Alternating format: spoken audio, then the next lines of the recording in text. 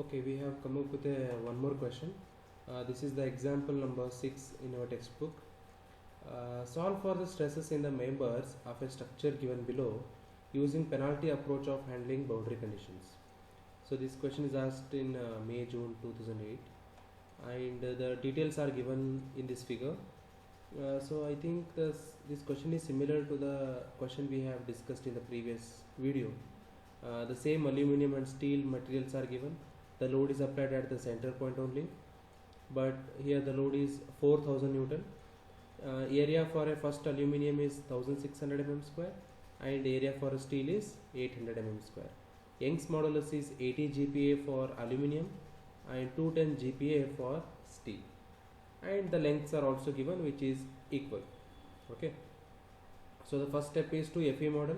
Okay, so here displacement is Q1, at the node 2 displacement is Q2, and Q3 is the displacement at node 3. And again elemental stiffness matrix we need to find. AE by L 1 minus 1 minus 1 1. Okay, so just put all the values here, area, Young's modulus and length, and then simplify it. You will get 5.12 into 10 to the power 5. Keeping 10 to the power 5 outside, you have to take 5.12 within the matrix, and this will be the answer for first element. Next, for the second element, the same area, Young's modulus and length AE by L you need to take and then simplify like this. Then you need to get the global stiffness matrix, which is merging of both 1 9 second matrix.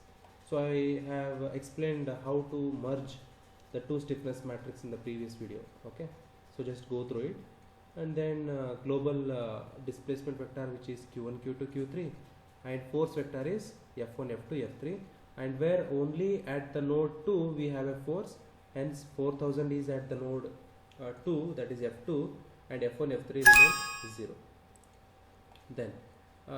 Then equilibrium condition, K into Q is equal to F, which is, this is the stiffness matrix, and actually this is Q1 Q2 Q3, and this is force. Okay, then here you need see, as it is a penalty approach of handling the boundary condition, you need to make a one small adjustment here, that is you have to identify which is the maximum stiffness matrix element, that is 11.84 into 10 to the power 5. You have to multiply 10 to the power 4 to that.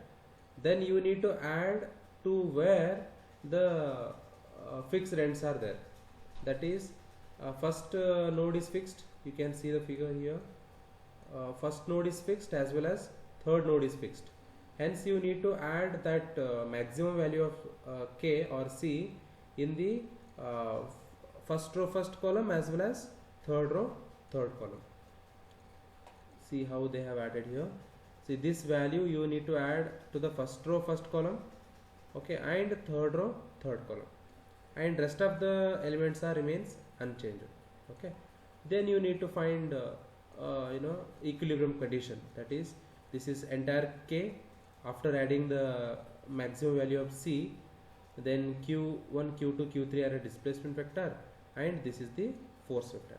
Now again, with the help of calculator, 3 equation 3 unknowns, you can find the value of Q1 Q2 and Q3.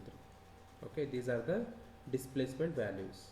Then stress in each element is again E by L minus 1 1,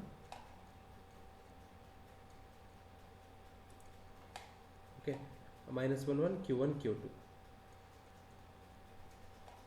Then here Young's modulus by L minus 1 1 Q1 Q2.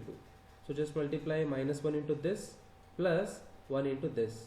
After adding them, that added value you need to multiply to this value, you will get 1.081 megapascal.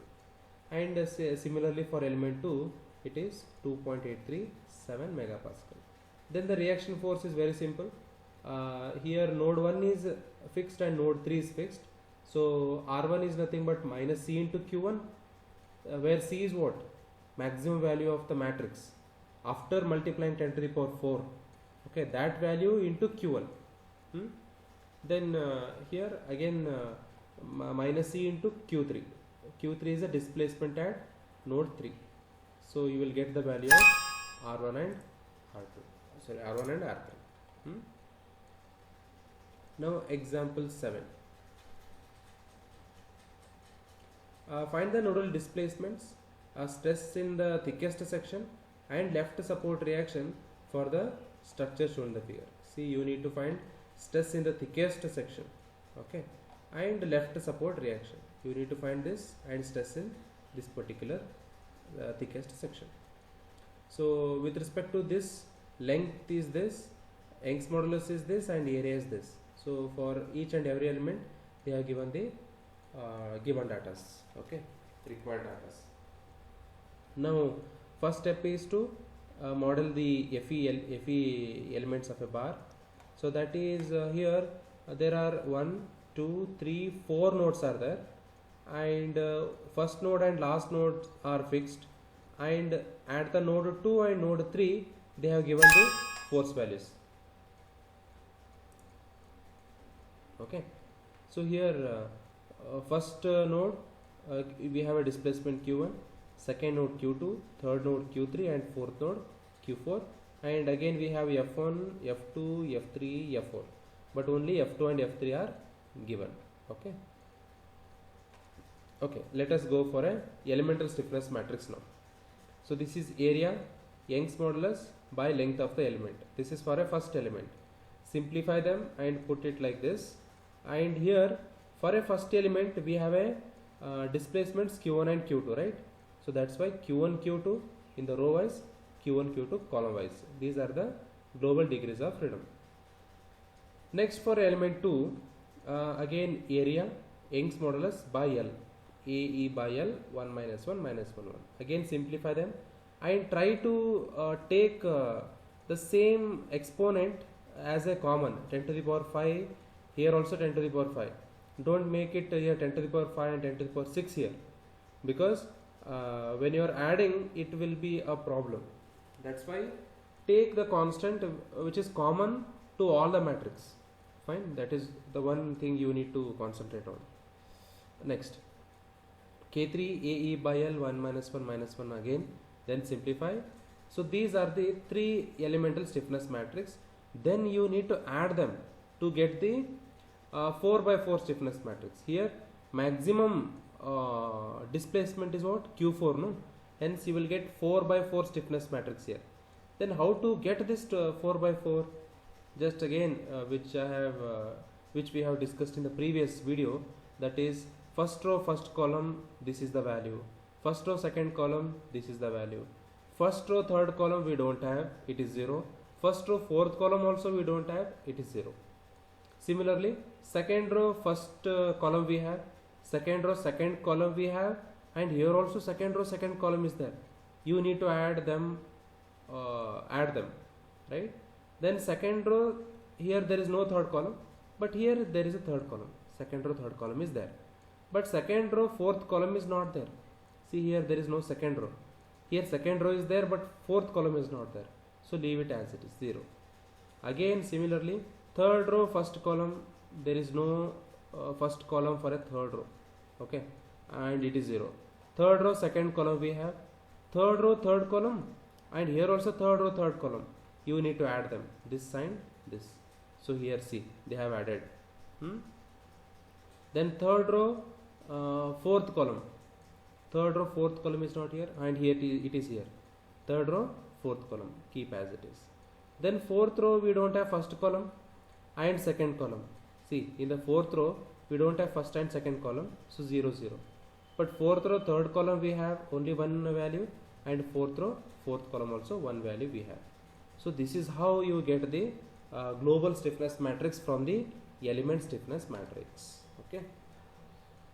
Next, global displacement vector. There are 4 displacements, and global force vector 4 force values, out of which 2 values are given, that is at the node 2 and node 3. Then node 1 and node 4 is 0.